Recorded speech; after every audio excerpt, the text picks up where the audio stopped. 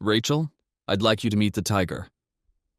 Aiden glared as Maximilian handed him the phone. I can't believe that Maximilian would do this, Aiden thought. Why would he put me on the phone with Rachel and introduce me as the tiger? She could very well be the spy in the tiger group. Maximilian is putting everyone at risk. He quickly put the phone on mute. What if she recognizes my voice? Maximilian shook his head. Don't worry, I installed a voice modulator. You won't sound like yourself. Hello, Tiger. It's a pleasure to finally meet you. Rachel's voice echoed through the speaker, snapping Aiden back to the present. Aiden unmuted the phone. Hello, Rachel. The pleasure is all mine. How can I be of assistance today? Aiden thought for a moment before answering. First things first. We have to make some major changes in policy going forward, and I need your help implementing those changes. Very well. I heard from Maximilian here that you manage most of our day-to-day communications. Is it true that Powerhouse PR recently orchestrated and signed a deal with StoneCo? After a few seconds of keyboard clacking, Rachel replied. Yes, that's correct, Tiger. We've actually just finalized the deal. Aiden exhaled sharply. Cancel it. Rachel stammered. What? What do you mean, cancel it? Tell them I refuse to work with Shane Stone. Rachel was in shock on the other end of the phone. They might require a bit more of an explanation than that, sir. This deal has been in process for some time now, and... Aiden cut her off. Do as I say, Rachel.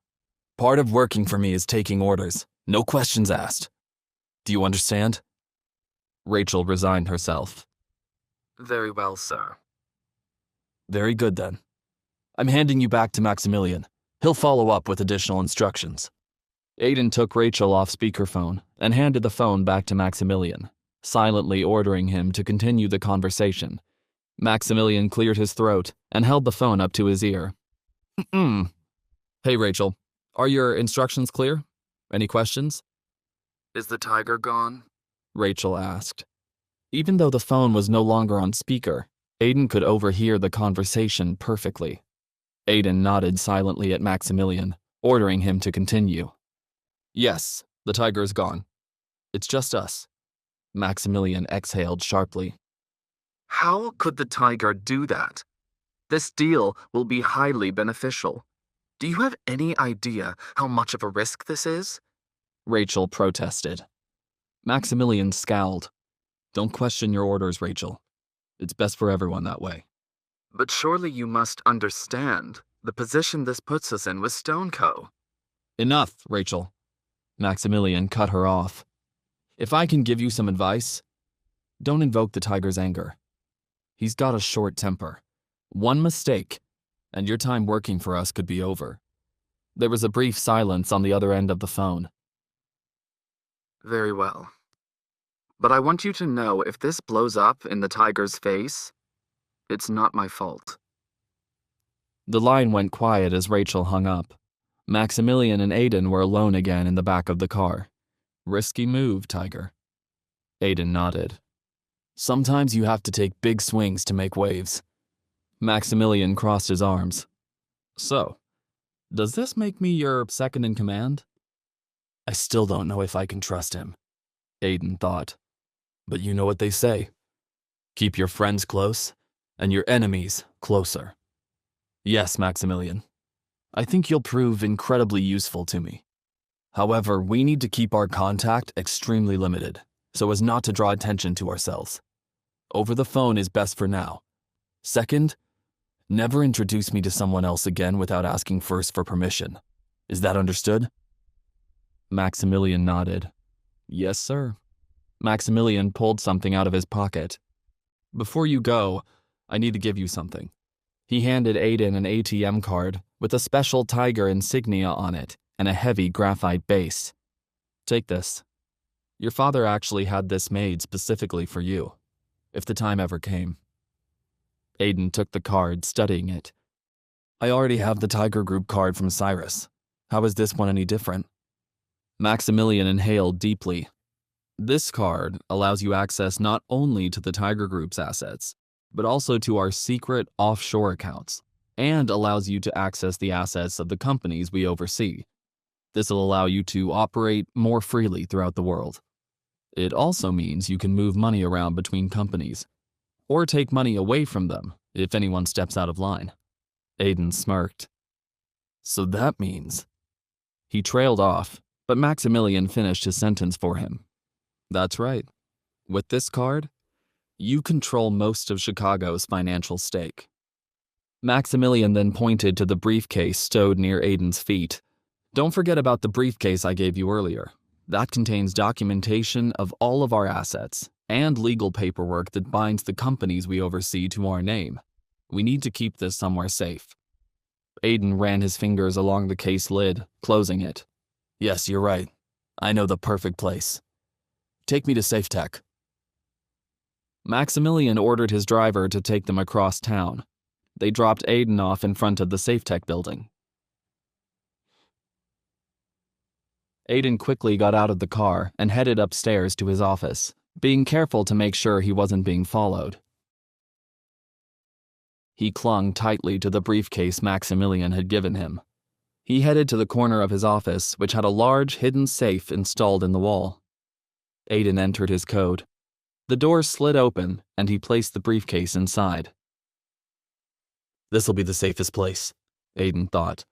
SafeTech is a security company after all. There are cameras and alarms everywhere.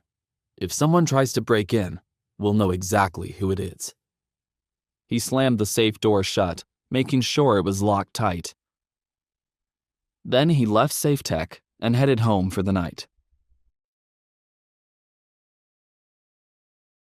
When Aiden arrived back at the Stone family mansion, he got out of his car and headed down the path to the front door. He noticed a strange car parked at the end of the driveway and walked toward it. I wonder who this piece of junk belongs to. It can't be Craig's, or anyone the Stones would associate with. His eyes darted back and forth, looking to see if he saw anyone lurking in the shadows. As far as he could tell, he was alone. As he did, he thought he heard something. In a nearby hedge, Aiden heard the bushes rustle. He froze in place. Then a small bunny emerged, scurrying from the hedge into a bed of flowers. Aiden exhaled. Just a rabbit.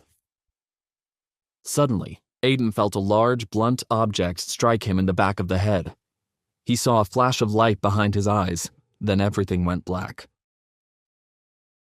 Hours later, Aiden slowly came to.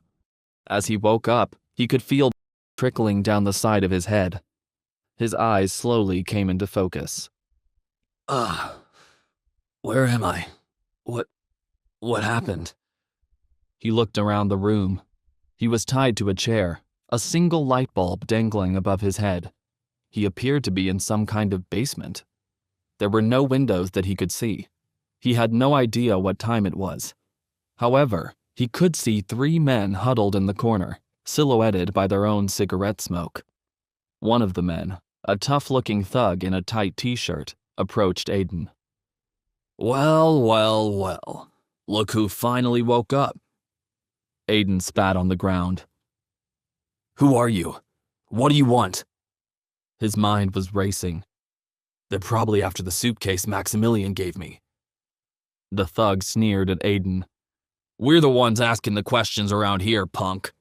He snapped his fingers. The other 2 armed thugs approached, tossing their cigarettes down on the ground, leering at Aiden. What do you want? Money? I can give you money. Aiden stared daggers at the thug who appeared to be the leader, while trying to wrestle free from the ropes that kept him bound to the chair. Money? Get a load of this guy. He's a delivery boy, and he thinks we're after his money. All of the thugs were laughing now. The gears in Aiden's head were turning. Delivery boy? If this guy thinks I'm a delivery boy, he can't possibly know that I'm the Tiger. What are these guys after? As the main thug stopped laughing, he stepped forward, looming over Aiden. Oh no, we're not after you for your money. We've only got one job to do here. He snapped his fingers again, and the other thugs pulled out large clubs, patting them against their palms. If we wanted money, we would have just robbed you in broad daylight. It would have been easy with a scrawny thing like you, like taking candy from a baby. The thugs approached Aiden slowly, clubs in tow. The main thug continued. No, we're just here to teach you a lesson. Aiden spat on the ground again. Oh yeah? And what lesson is that? The thug smiled. We're here to remind you why you should never mess with Derek Kline. Can Aiden escape from Derek's hired thugs? Can he trust Rachel and Maximilian? Wait, that's not the end. You've just had a free taste. Now get the full story on the Pocket FM app, link in description. Check out our next video and playlist, and don't forget to like, share, and subscribe.